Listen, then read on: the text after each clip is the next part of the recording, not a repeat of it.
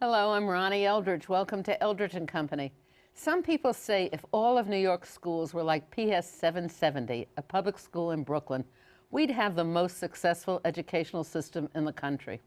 So I've asked SHIMON Waronker, the headmaster of the New American Academy, to tell us about this remarkable school.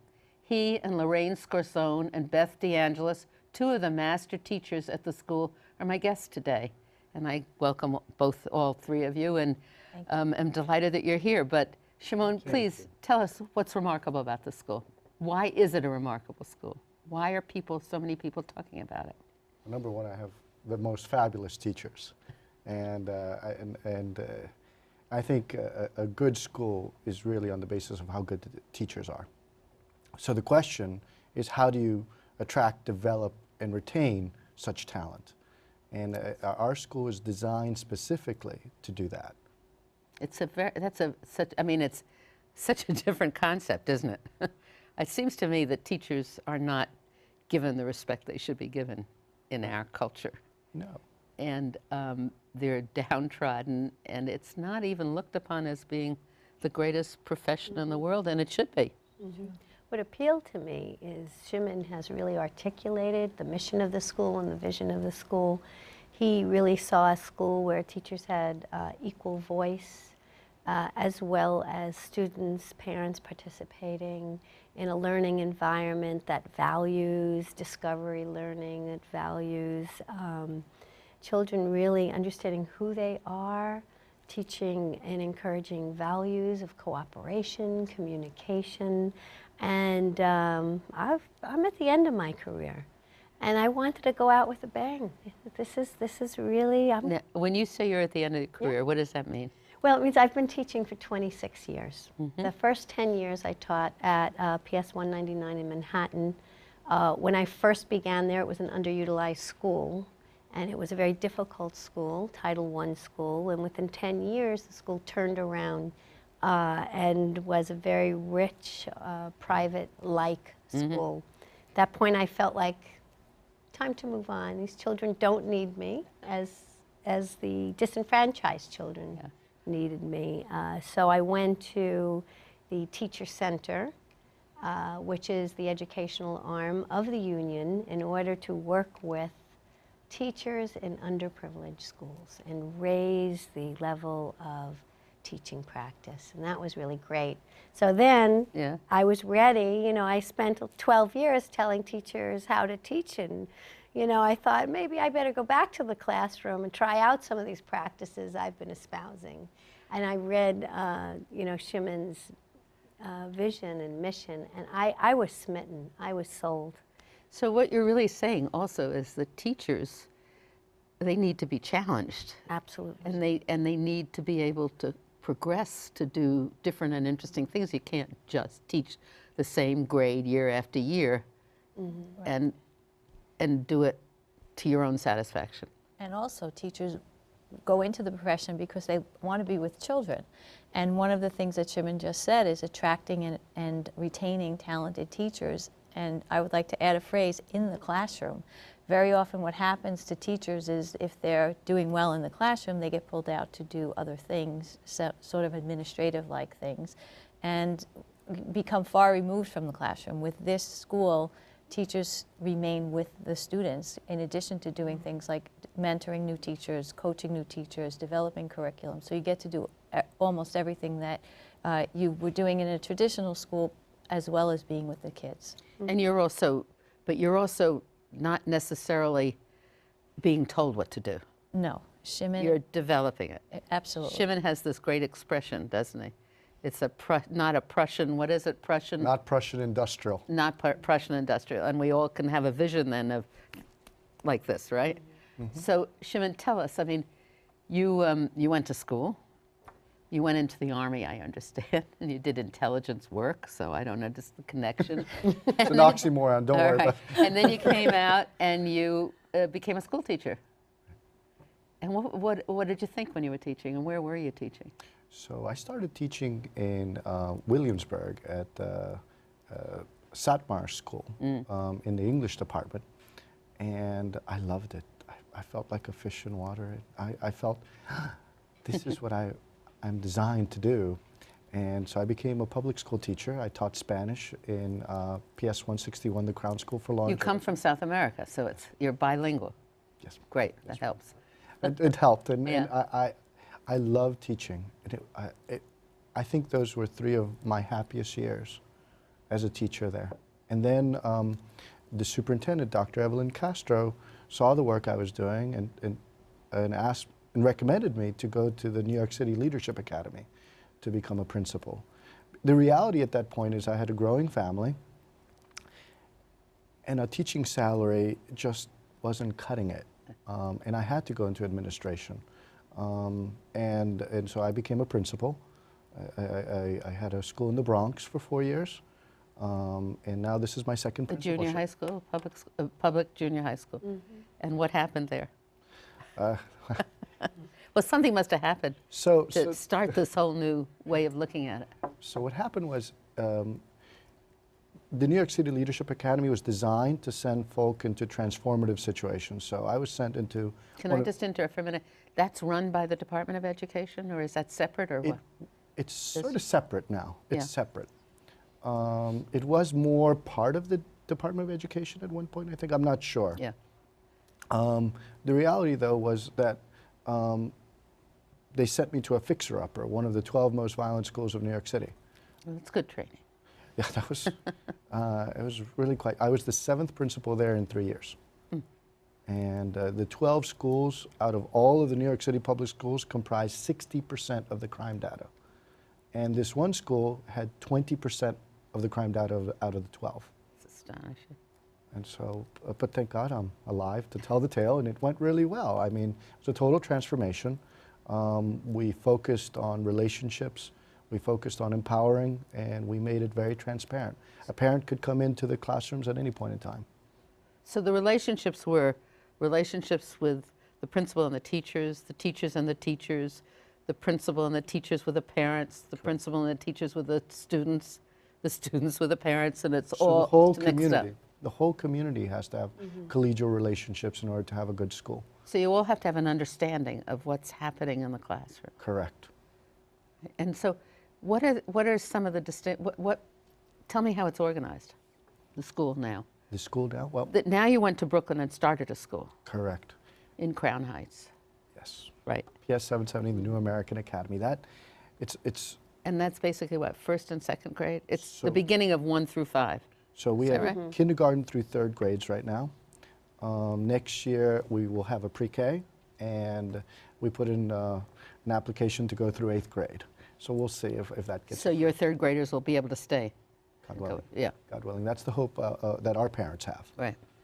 And So tell me how the school gets organized. So it's organized with a team of 4 teachers, led by a master teacher. Right. So there's mentoring that's happening on a daily basis with the team. The 4 teachers have 60 students. They are responsible for a class of 60 How students. many teams do you have? So we have currently 3 teams. 3 teams. So one master teacher is not Right. here with us right Right. She's getting ready for testing tomorrow. Oh, that's bad. You haven't influenced that yet, but it will come back We're working, in the working future. on that. And so the 4 teachers stay with the same cohort of students from kindergarten through 5th grade. And That's remarkable. The idea is the relationships are key, because the children are not widgets, nor are the adults. They're works of art, and they require craftsmanship and love. And so the team has an hour and a half of collaborative time daily.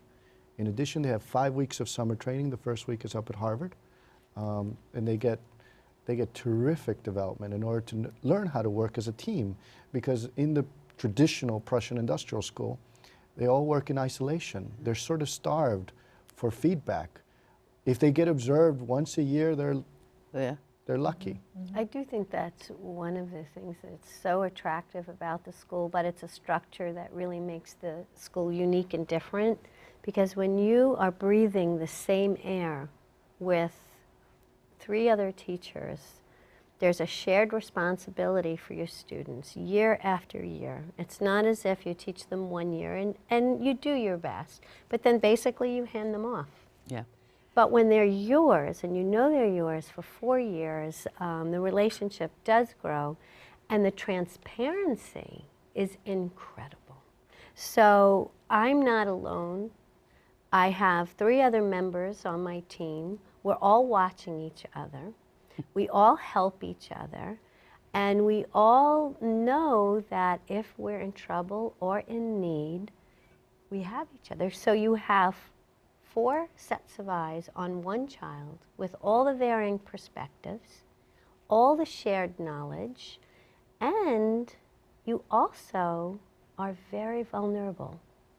You are exposed. The good, the bad, and the ugly, in a sense, comes out.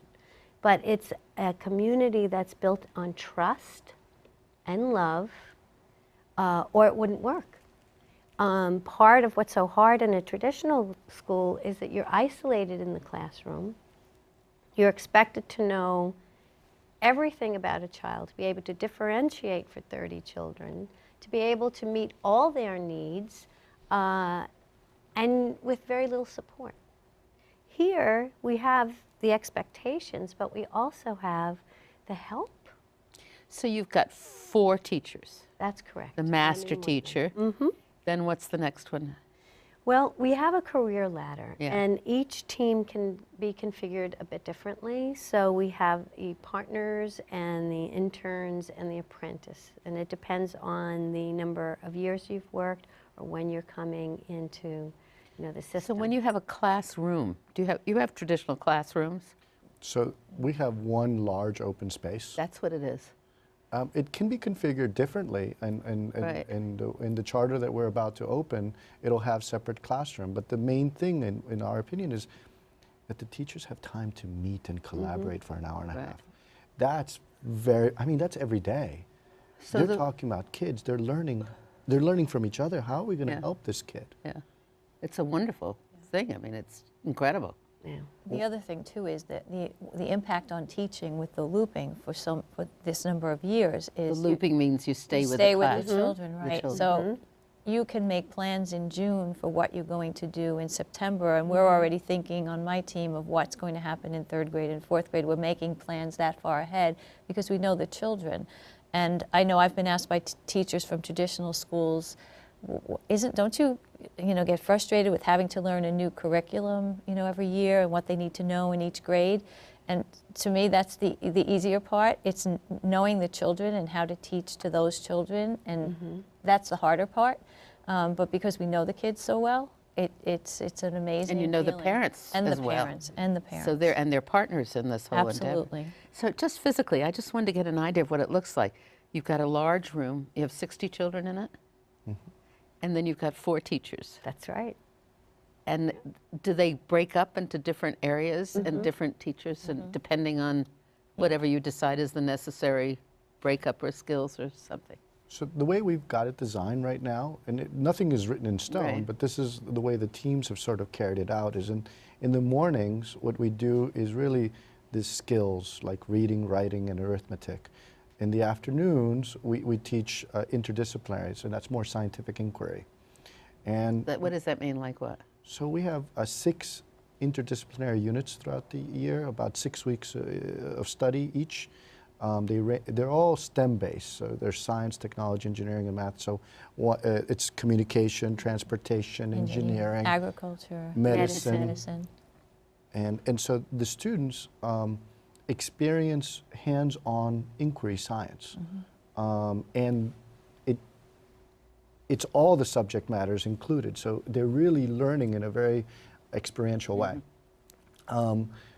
The morning, the teachers have sort of divided themselves in terms of, let's say you have a regular team of 4, so you will have 3 line teachers. So each line teacher will have about 20 students. And the master teacher will float. Now they could do all sorts of things with that. They could decide, well, I'll take 30 kids, you've got 20 kids, you'll get 10 kids. I see. So that you can do more personal instruction. Or maybe I'll take 2 or 3 of them.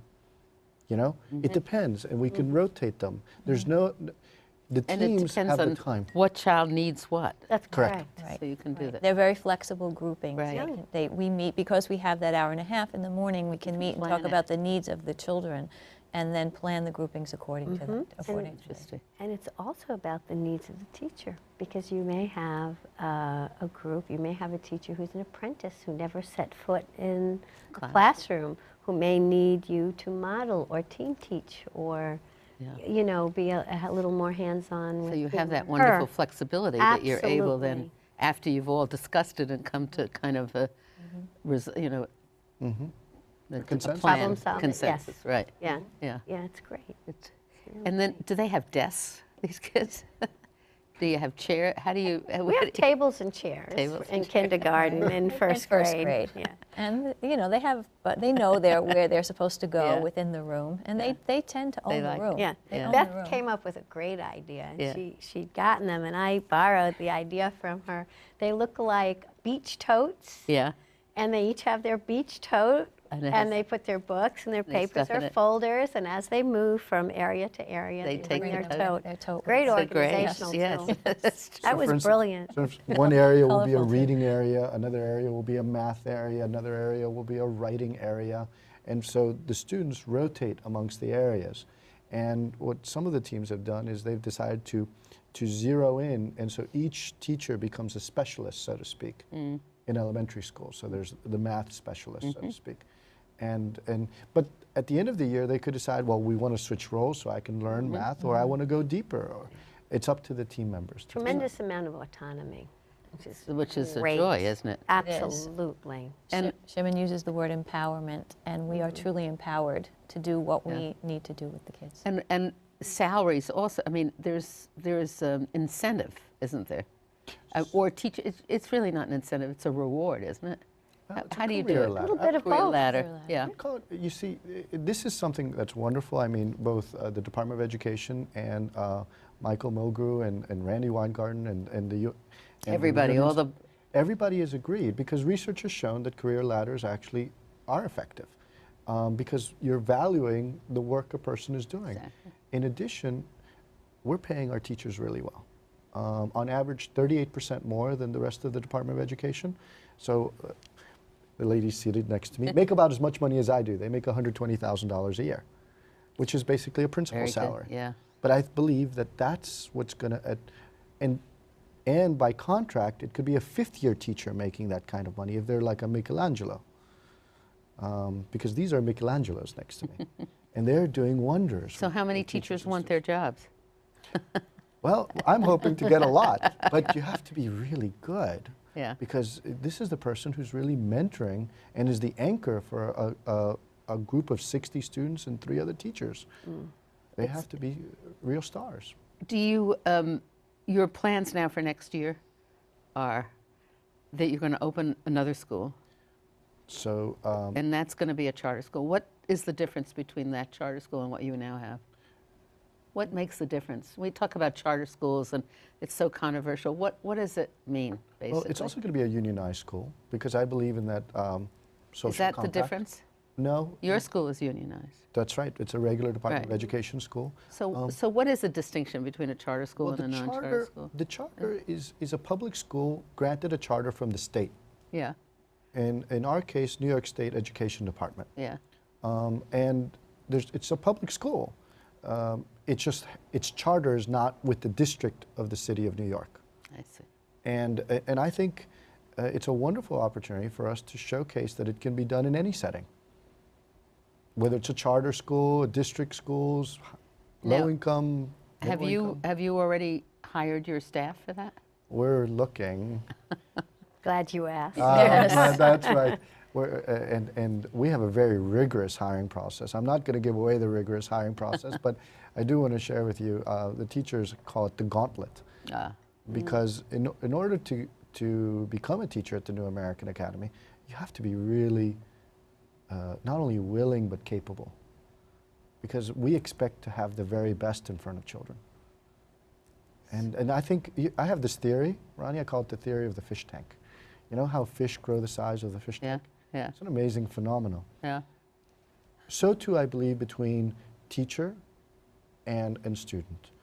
The greater and more expansive the mind of the teacher, the more they can expand the minds of children. And the opposite is also true. And so our job is how do we continuously expand the minds of our teachers so that they in turn are continuously expanding the minds of our children. That's why they're in teams. That's why they're getting paid the big bucks. That's why they have an hour and a half of collaborative time daily. In addition, we have reflective practice. So once a week, the teachers, let's say we're a team of 4, we discuss our own personal practice, our own problem of practice, and how are we going to improve. And my teammates will give me feedback on how I can improve. So does that mean that all the different teams meet together with you? No, not with me. No, just with each other? Each other. It's totally safe. And where do you get your insights then? When do you meet with these teams? I meet with the teachers all Anytime. the time. Oh, I'm in the classrooms all the time. Anytime. I'm meeting the teachers all the time. I mean, it's really, we don't use an intercom system, God forbid. You know, this is not Charlie Brown. You know, Yeah. we all- believe in having relationships. So now, when are we going to have the whole educational system model with the same model? I mean, what is it going to take to, if we have this success, and how do we demonstrate your success so far? So 2 ways. One way is qualitatively, when folk have come to see the school, and for instance, we had an enormous amount of folk who want to send their children now to our school. They see the quality instruction. They see what the students are doing in the classroom and how awesome the projects are. The second way is quantitatively. Now, this is the first year we're getting tested by the state. However, our formative assessments have shown tremendous growth in our students. And the parents know this, and they're extremely happy. So that's, yeah. So what is it going to take to change the whole system? And I think I asked you before, can New York City afford it? If we're going to pay teachers more money with the school system? Great question. So I want to. So the first question, I think it's a matter of getting the word out. You know, I mean, we're still, we may be a small school, but you know, Joel Klein says it's a big idea, SHIMON. I like that. It is. I like that. And so I think it's getting the word out. Thank you, Ronnie, for having us so that we could help get the word out. In regards to how affordable this is less expensive than a traditional school. Yes, we're paying our teachers 38% more. Yes, we have a lower ratio of 15:1. But the thing is, because we have such a strong front line of teachers, we don't need a lot of other folk who are in a traditional Prussian industrial school, like your coaches or your academic intervention services teachers, or your aides for this or that, or substitute teachers. For instance, substitute teachers, it's you don't need it because you've got 3 out of it. Right. Yeah. So if a teacher's absent in our model, well, you have got a 20:1 ratio. So do we then, if we carry forth your idea, do we change the way we educate teachers? Or are you adding to the education? Well, I think there are certain implications. For example, part of what we do is we videotape each other all the time, and then during one of the 90-minute periods, we'll watch the videotapes together and we'll critique them.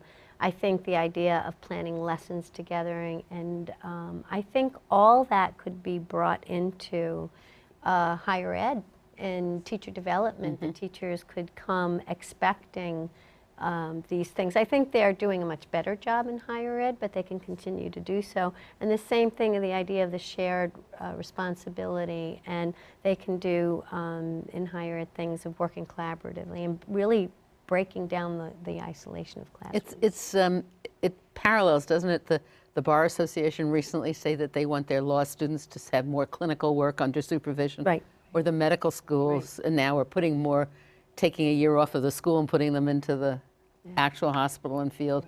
So it's all of that kind of, I don't know what you call it, on-site training or what? Practicum. It's a real world. That's what it experience. Well, I wanted to add to the videotaping. That idea came from the teachers. That was not something that SHIMON directed us to do. We decided among ourselves that, you know what, that would be a great way for us to see whenever we felt like it. We set tripods up and set the camera on. Don't you hate watching yourself? I don't even Yeah, like to harder- watch this harder to program. listen to Harder yourself. to listen, yeah. Yeah, the listening's harder. But now we do it on a regular basis, and we give each other feedback. So an observation is not a gotcha. You know, I saw you doing something that you shouldn't have done. It's we need to learn and get better at what we do. And the children feel free to say something to you if they don't like what's happening, do they? Or the parents? Oh, they let you know. Not shy. Both kids and parents. Right. You know, and the thing is, because it's transparent, and we accept feedback. You know, that's how you improve. That's how you get better. If it's opaque, and you can't see what's going on, then nobody can help Then you can anybody. tell. And it goes on the same year after year with no change. And that's the problem with a regular Prussian industrial school. Russian industrial school. It's opaque. Did you make up that term, or is that a standard term? Well, I picked up that term, and I use it because the history of our traditional schools comes from Prussia, Right. based on Said the the Carnegie, right. we attacked Andrew Carnegie for his education reform. It's interesting. It Yeah. Because the Prussian king was the first one to institute a compulsory public school system, and what he did is he created a system design of 30 kids with one teacher, you know, grade levels. Kindergarten comes from Germany, you know, and garden of children to be Yeah. cultivated for the needs of the king. Yeah, it's so interesting. And what they did is 2 pillars, isolation and fear. If you isolate everybody and they're afraid of you, you can control them. And the Prussian king wanted to control. And so we adopted that system in 1843. Horace Mann brought it over. Yeah. Now, at the time, you know, it wasn't like he was excited about the Prussian model, but he thought it's the best system out there because nobody else has anything like it, and the poor and the immigrant were getting nothing in the United States. So he felt it's better than nothing, and at least the kids will get the 3 R's. And then that system got updated by Dr. Kuberle, who was the Dean of Education of Stanford, and who really brought in scientific management. That's when it's industrial. Yeah. And Dr. Kuberle basically said, you know, this is when the Bell system came into being, and the kids moved like widgets from one classroom to the next. Bing, math. Bing, science. Yeah. And none of the subjects have So to do now we anything have a with whole those. new era. We've come to the end of this program, which is just unbelievable. But I mean, this has to be the future of our system. Amen. And I thank all of hope you so. for coming. Thank you And so much congratulate for you on having your us. work, and look forward to next year, and we'll come back and talk some more. Great, thank you. Thank so you. much. Thank you so you. much, Ron.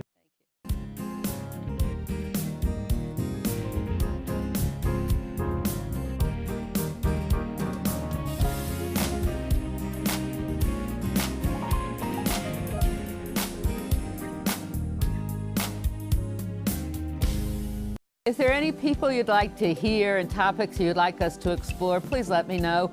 You can write to me at CUNY TV, 365 Fifth Avenue, New York, New York, 10016, or you can go to the website at cuny.tv and click on Contact Us. I look forward to hearing from you.